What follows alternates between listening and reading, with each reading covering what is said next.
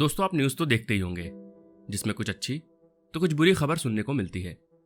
8 दिसंबर को एक दिल दहला देने वाली खबर आई, जिसके बाद पूरा देश गम में डूब गया और लोग इस खबर की पूरी सच्चाई भी जानना चाहते हैं। दोस्तों, एक हेलीकॉप्टर क्रैश होने से 13 लोगों की मौत हो गई।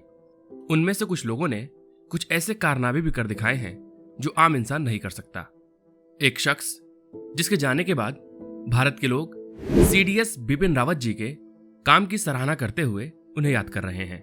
कुछ लोगों का मानना है कि यह हादसा नहीं बल्कि किसी के द्वारा की गई साजिश है और जांच की बात भी कही जा रही है। यह घटना कैसे और कब हुई जानेंगे इस वीडियो में, तो वीडियो पूरा देखें। वीडियो लाइक करना है या नहीं ये आप पूरी वीडियो देखने के बाद डिसाइड कीजिएगा। हेलो दोस्तों, कैसे हैं आप सब? उम्मीद करता हूं अच्छे से होंगे। तो आज हम जानेंगे इस खबर से जुड़ी सारी बातें। तो सफर शुरू करते हैं। 8 दिसंबर 2021 को तमिलनाडु के कोन्नूर में एक हेलीकॉप्टर क्रैश हुआ, जिसमें हमारे पहले CDS यानी chief of defence staff Bipin Rawat ji मौजूद थे और उनकी पत्नी मधुलिका रावत के साथ साथ 11 लोग भी मौजूद थे। बिपिन रावत भारत के पहले चीफ ऑफ डिफेंस स्टाफ थे, जो कि इंडिया में आर्म्ड फोर्सेस को हैंडल करते थे। दोस्तों, आपको बता दें कि सर बिपिन रावत जी का जन्म 16 मार्च 1958 में पौरी घरवाल में हुआ था, जो कि आज उत्तराखंड का हिस्सा है। इन्होंने अपनी शिक्षा कॉम्ब्रियन हॉल स्कूल, जो कि देहरादून में है, और सेंट एडवर्ड्स स्कूल, जो कि शिमला में है, वहां से प्राप्त किया। इसके बाद उन्होंने डिफेंस एकेडमी ज्वाइन किया, जहां इनकी मेहनत और लगन को देखते हुए स्वॉर्ड ऑफ ऑनर से भी सम्मानित किया गया, जो कि ट्रेनिंग में बेहतर परफॉर्म करने पर दिया जाता है।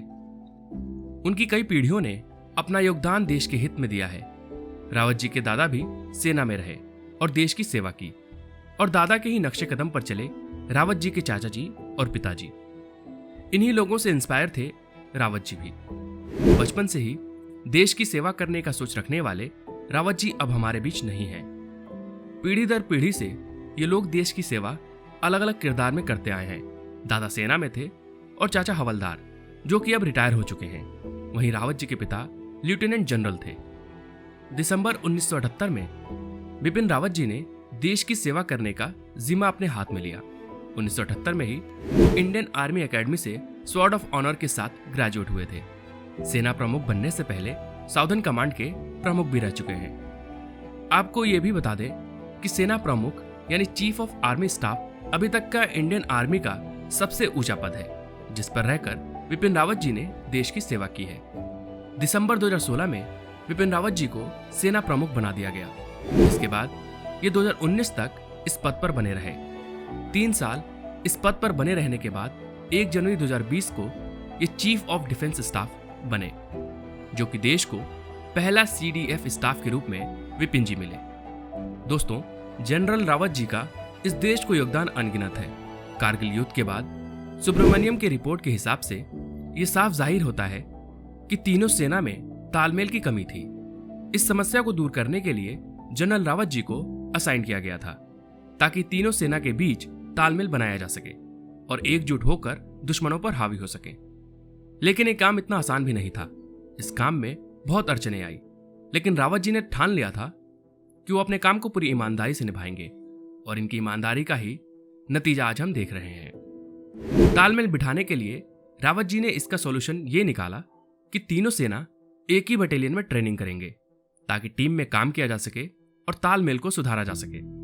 ऐसे कई योगदान देने के बाद आज रावत जी धरती मां के गोद में आराम कर रहे हैं।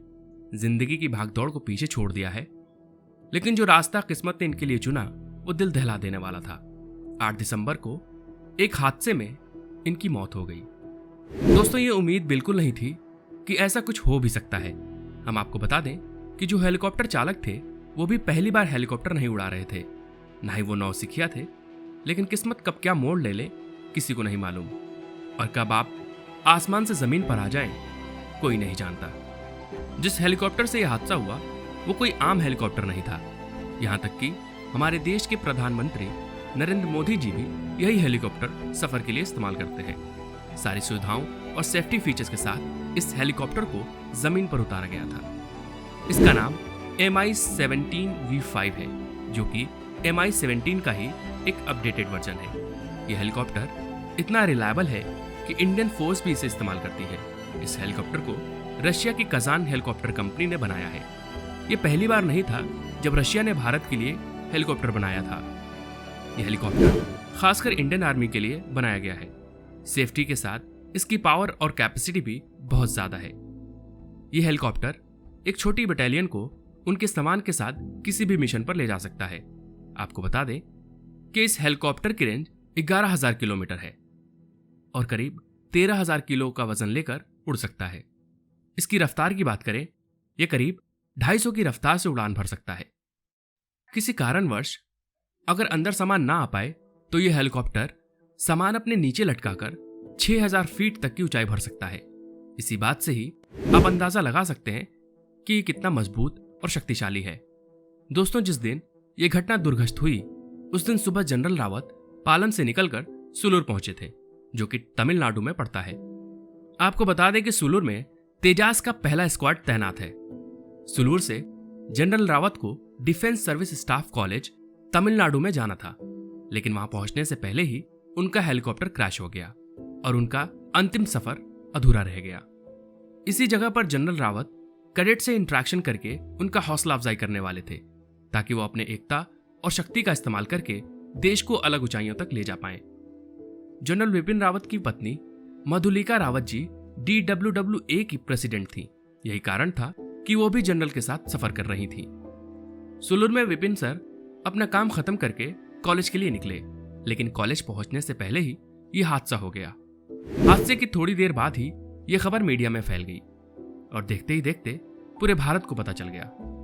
हादसे के बाद ही जो घायल थे उन्हें हॉस्पिटल ले जाया गया और उसी दिन हमें यह सुनने को मिला कि जो लोग सफर कर रहे थे उनमें से 13 लोगों की मृत्यु हो चुकी है।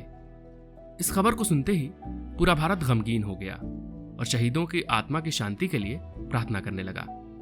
आपको बता दें कि इस हादसे के lone survivor captain Varun Singh को कमांड हॉस्पिटल बंगलुरु में शिफ्ट किया गया है, जहां उनकी आगे की ट्रीटमेंट की जाएगी। अभी हालत नाजुक है और डॉक्टर अपनी पूरी कोशिश कर रहे हैं। फिलहाल इस बारे में इतनी ही जानकारी मौजूद है।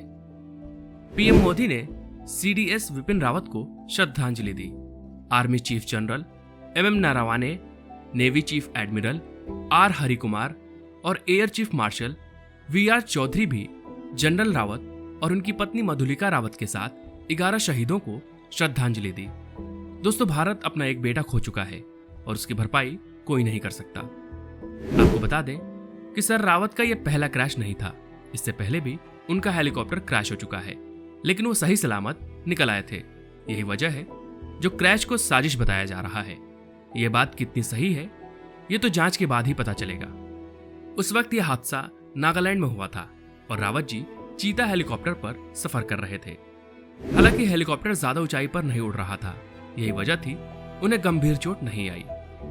आज हम आपसे वीडियो लाइक करने के लिए नहीं कहेंगे और ना ही सब्सक्राइब करने के लिए, क्योंकि आज हमारे लिए काला दिन है। लेकिन कमेंट बॉक्स में एक सलाम रावत सर के नाम। हमारे इस सफर में आपका साथ देने के लिए बहुत बहुत धन्यवाद। Stay safe, stay happy.